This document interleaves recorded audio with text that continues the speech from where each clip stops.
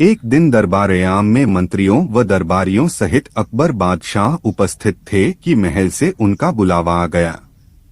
बादशाह चलने को तैयार ही थे कि दूसरा बुलावा भी आ गया। जिस बेगम द्वारा याद किया जा रहा था उससे बादशाह को बहुत प्रेम था, इसलिए वह उसकी उपेक्षा न कर सके। दरबार से उठकर जब बादशाह महल की तरफ जाने लगे तो उन्होंने देखा कि बीरबल मुंह फेरकर मुस्कुरा रहे हैं। बादशाह को यह बर्दाश्त नहीं हुआ।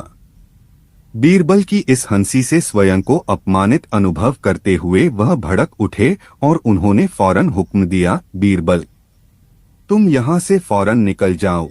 अब इस धरती पर पैर न रखना, वरना तुम्हें जान से हाथ धोना पड़ेगा। बीरबल ने आज्ञा मान ली और नम्रतापूर्वक अभिवादन करके वह दरबार से बाहर निकल गए। बीरबल के चले जाने से उनके विरोधी बहुत प्रसन्न हुए, लेकिन अधिकांश दरबारी बहुत खिन्न व दुखी थे। जब बीरबल को गए कई सप्ताह हो गए तो बादशाह का क्रोध कुछ शांत हो गया। इधर बीरबल के न होने से राज्य प्रबंध में बहुत सी अड़चनें उपस्थित होने लगीं। इससे बादशाह बहुत चिंतित होने लगे। अब उन्हें बीरबल का अभाव खटकने लगा। किसी न किसी उपाय से वह बीरबल को वापस बुलाने की तरकीब सोचने लगे। एक दिन बादशाह अपने महल के झरोखे से बाहर का नजारा देख रहे थे कि उन्हें बीरबल एक गाड़ी में कहीं जाते हुए दिखाई दिए। बादशाह ने गाड़ी रोकने की आज्ञा दी। आज्ञानुसार गाड़ी रुक गई। बादशाह ने क्रोधपूर्ण स्वर में बीरबल को संबोधित करते हुए पूछा, तुमने मेरी आज्ञा का उल्लंघन क्यों किया? बीरबल ने नम्रतापूर्वक उत्तर दिया, जब मुझे आपका हुक्म हुआ कि इस धरती पर पैर न रखना तो उसी दिन मैंने दूर देश को प्रस्थान किया और वहां जाकर वहां की धरती की बालू को इस गाड़ी पर बिछाकर लाया हूं। इस तरह आपकी आज्ञा का पालन करके अब मैं इसी धरती पर जीवन के बाकी दिन गुजार रहा हूं। बीरबल की आज्ञाकारिता पर बादशाह ने मुग्ध होकर उनके किए हुए अपराध फौरन क्षमा कर दिए और उन्हें फिर से अपने ओहदे पर वापस आने का हुक्म दिया। एक बार अकबर बादशाह ने बीरबल को एक अजीब किस्म का भवन तैयार करने की आज्ञा दी। बादशाह का हुक्म था कि भवन की नींव पृथ्वी में नहीं होनी चाहिए। यहाँ तो केवल हुक्म का इंतजार था। हुक्म पाते ही बीरबल ने भवन निर्माण के खर्च का विवरण बताया। बादशाह की आज्ञा से सरकारी खजाने से खर्च के लिए रुपया दे दिया गया। रुपया मिलने पर बीरबल ने बादशाह से कहा कि हवाई महल को तैयार करने वाले कारीगरों की तलाश करने में 2-3 मास का समय चाहिए। कारीगरों के मिल जाने पर तो भवन आनन फानन में तैयार हो जाएगा। बादशाह ने उन्हें 3 मास की छुट्टी दे दी। बीरबल रुपए और छुट्टी लेकर आए और उन्होंने चिड़ीमारों को तोते पकड़ने का हुक्म दिया। चिड़ीमारों ने सैकड़ों तोते बीरबल के सामने हाजिर कर दिए। बीरबल ने अपने मनपसंद 40-50 तोते रख लिए, बाकी वापस कर दिए और चिड़ीमारों को उनका पारिश्रमिक देकर विदा कर दिया गया। इसके बाद उन्होंने तोतों को सिखाने का भार अपनी लड़की को सौंपा और स्वयं अन्य कार्यों में लग गए। अवसर पाने पर वह भी तोतों को कुछ सिखाते और उनसे बोलते, चूना लाओ, ईंटें इकट्ठी करो, हवाई भवन तैयार करो, यहाँ नींव रखो। इन बातों का वह उनसे अभ्यास भी कराते थे। इस तरह 2 मास बीत गए। बीरबल के बिना बादशाह बहुत कमी महसूस करते। बीरबल गुप्त वेश में रहते थे। आठ बादशाह को उनके बारे में कुछ भी पता न चल पाता था। जब तोते काफी कुछ सीख गए तो एक दिन बीरबल तोतों को पिंजरे में बंद करके बादशाह के भवन की ओर गए और उन्होंने बादशाह से प्रार्थना की, कारीगर आ गए हैं, अब शीघ्र ही कार्य आरंभ होगा, आप चलकर जरा देख लीजिए। बादशाह बीरबल के साथ हो लिए। बीरबल ने जनान खाने के एक कमरे में पहले ही सभी तोतों को पिंजरे से निकालकर छोड़ दिया था और उस कमरे का दरवाजा बंद कर दिया था। जब बादशाह कमरे के पास पहुंचे तो बीरबल की आज्ञा से नौकर ने दरवाजा खोल दिया। दरवाजे का खुलना था कि सारे तोते उड़ गए। उनके एक साथ उड़ने से एक कर्णभेदी स्वर फर्र फर्र हुआ, जिससे बादशाह 2 कदम पीछे हट गए। देखते ही देखते तोतों की इन आवाजों से ईंट लाओ, चूना तैयार करो, किवाड़ लगाओ, आसमान गूंज उठा। बादशाह आश्चर्यचकित होकर बोले, वे तोते क्या कह रहे हैं? बीरबल ने नम्रतापूर्वक उत्तर दिया, जहांपना, हवाई महल की तैयारी। तोते सामान इकट्ठा कर रहे हैं। सामान इकट्ठा हो जाने पर हवाई महल बनना आरंभ होगा। बादशाह समझ गए कि बीरबल ने अपनी होशियारी से उन्हें बेवकूफ बनाया है। एक दिन अकबर ने बीरबल को बुलाया और कहा, बीरबल, मैं तुम्हें एक पहेली देना चाहता हूँ। मेरे पास एक गधा है और मैं जानना चाहता हूँ कि यह गधा कितनी समझदारी का है। अगर तुम इसका सही उत्तर बता सको तो मैं तुम्हें एक बड़ा इनाम दूंगा। बीरबल ने मुस्कुराते हुए कहा, महाराज, मैं इस चुनौती को स्वीकार करता हूँ। बताइए, गधा कितनी समझदारी का है? अकबर ने गधे को सामने लाकर कहा, इस गधे को 2 नाम बताने की कोशिश करो।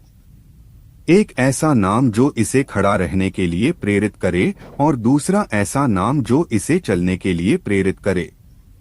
बीरबल ने थोड़ी देर सोचा और फिर गधे की ओर देखा। वह गधे के पास गया और बड़े ध्यान से उसकी आंखों में देखा।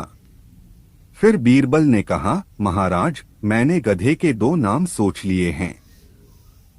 पहला नाम आदेश और दूसरा नाम स्वतंत्रता। अकबर ने हैरानी से पूछा, यह कैसे हो सकता है? बीरबल ने मुस्कुराते हुए कहा, जब आप गधे को आदेश कहते हैं तो वह आपके आदेश का पालन करके खड़ा रहता है, लेकिन जब आप उसे स्वतंत्रता कहते हैं तो वह स्वतंत्र महसूस करके चलने लगता है। इस तरह से दोनों नाम गधे की समझदारी को दर्शाते हैं। अकबर बीरबल की बात सुनकर हंस पड़े और कहा, बीरबल, तुमने सही उत्तर दिया। तुम्हारी समझदारी और तर्क शक्ति पर मुझे गर्व है। तुम्हें इनाम दिया जाएगा। और इस तरह बीरबल ने अकबर की चुनौती को पूरी समझदारी और बुद्धिमत्ता से हल किया और एक बार फिर साबित कर दिया कि वह अकबर का सबसे चतुर मंत्री है। आशा है आपको यह कहानी पसंद आई होगी। एक बार बीरबल ने बादशाह से प्रार्थना की, जब मुझसे कोई अपराध हो तो उसका न्याय वही पंच करें जिनको मैं स्वयं चुनूं। बादशाह ने बीरबल की यह प्रार्थना स्वीकार करते हुए उन्हें इसका वचन दे दिया। बादशाह क्योंकि अपने वादे के पक्के थे, अतएव बीरबल को हार्दिक प्रसन्नता हुई। अकस्मात एक दिन बीरबल से कोई कसूर हो गया। बादशाह ने दंड देने के लिए बीरबल को बुलाया। अपने निश्चय के अनुसार उन्होंने बीरबल को एकांत में बुलाकर कहा, तुमने अमुक कसूर किया है जिसकी सजा तुम्हें जरूर मिलेगी। बीरबल ने इस अवसर का लाभ उठाने के लिए बादशाह को उनके दिए गए वचन का स्मरण करवाया। बादशाह की अनुमति लेकर बीरबल ने 5 शूद्रों को पंच चुना। बादशाह को आश्चर्य हुआ कि ये शूद्र क्या न्याय करेंगे। खैर, उन 5 शूद्रों को बीरबल ने अपराध के संबंध में सारी बातें समझा दी तथा न्याय करने का आदेश दिया। शूद्रों को ऐसा सम्मान पाकर बहुत प्रसन्नता हुई। साथ ही उनमें प्रतिहिंसा की भावना भी जागृत हुई। पंचों ने यह सोचा कि बीरबल ने कई बार जो उनको अनेक कष्टों में डाल दिया था, उसका बदला लेने का यह सुनहरा अवसर नका से नहीं जाने देना चाहिए तथा ऐसी दंड व्यवस्था की जानी चाहिए कि बीसियत को अच्छा सबक मिले ताकि भविष्य में वह किसी के साथ बुरा व्यवहार करने का साहस न करें। उन पंचों में से पहला बोला, भाइयों, अपराध तो बीरबल का बहुत ही बड़ा है, अतएव 7 बीसी और 10 रुपए 150 रुपए जुर्माना करना चाहिए। इतनी बड़ी रकम के जुर्माने की कल्पना कर दूसरा पंच सिहर उठा। उसने सोचा कि बीरबल के बाल बच्चों पर इसका बुरा असर पड़ेगा, उसका घर बार चौपट हो जाएगा, आदि सोचकर जुर्माना घटाकर सिर्फ 5 बीसी 100 रुपए रखने का प्रस्ताव किया। तीसरे पंच को इतना जुर्माना भी ज्यादा प्रतीत हुआ और उसने भी आश्चर्य प्रकट करते हुए जुर्माना घटाकर 3 बीसी 60 रुपए ही रखने का प्रस्ताव किया। साथ ही उसने यह भी कहा, इतना जुर्माना काफी है, फिर भी यदि पंच लोग चाहें तो 10 रुपए और बढ़ा सकते हैं। इस प्रकार 3 बीसी और 10 रुपए 70 रुपए कोई कम जुर्माना नहीं है। इतना जुर्माना भरने में ही बीरबल को लेने के देने पड़ जाएंगे। अब चौथे पंच की बारी आई। उसने अब तक के सभी प्रस्तावों का विरोध किया और कहा, इतना जुर्माना तो बहुत ज्यादा है और इसमें ज्यादा से ज्यादा कमी होनी चाहिए।